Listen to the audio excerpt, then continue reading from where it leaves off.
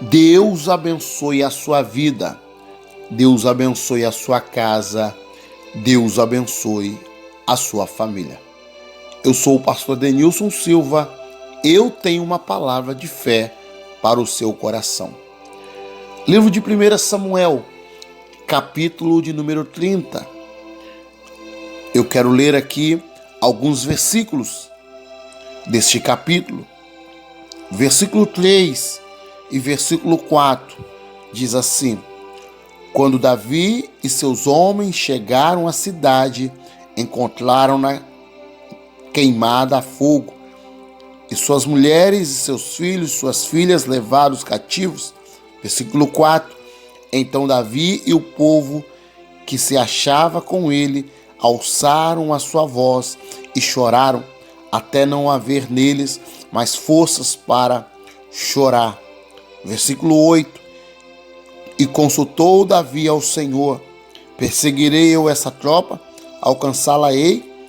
Respondeu-lhe o Senhor: Persegue-a, de certo a alcançarás e tudo libertarás. Versículo 17 e 18: Feriu-os Davi desde o crepúsculo até a tarde do dia seguinte, e nenhum deles escapou, senão só 400 moços que montados em camelos fugiram. Assim recobrou Davi tudo o que os amalequitas haviam tomado. Também libertou as suas 2 mulheres.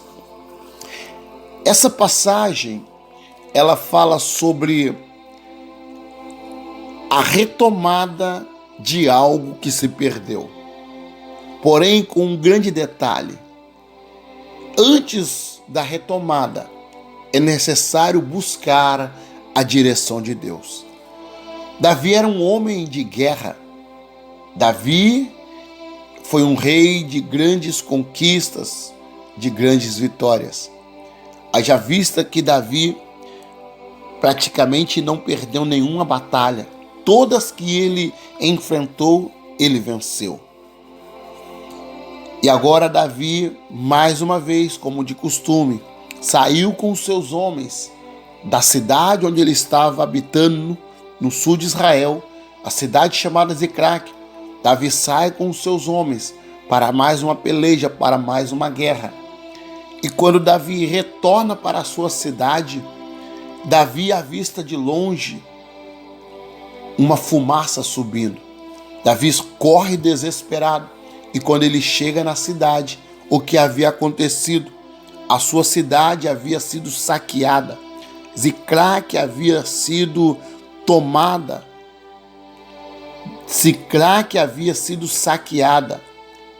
E a Bíblia diz que os amalequitas que haviam saqueado não mataram a ninguém.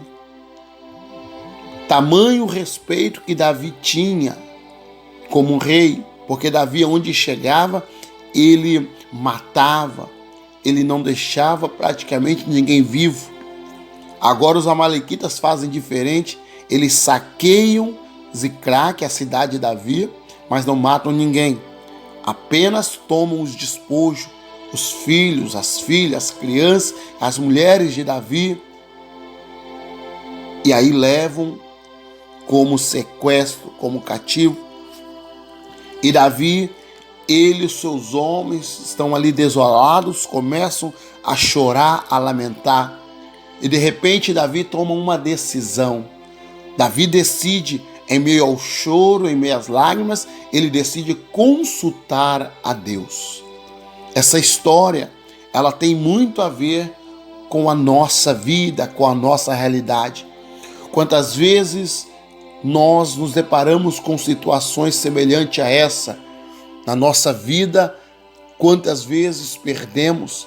Quantas vezes somos surpreendidos com percas inesperadas, com tragédias que muitas vezes não são avisadas?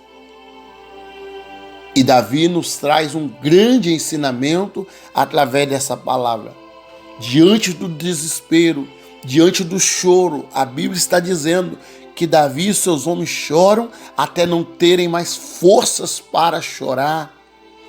E ali no desespero, diante de tudo perdido, Davi decide consultar a Deus.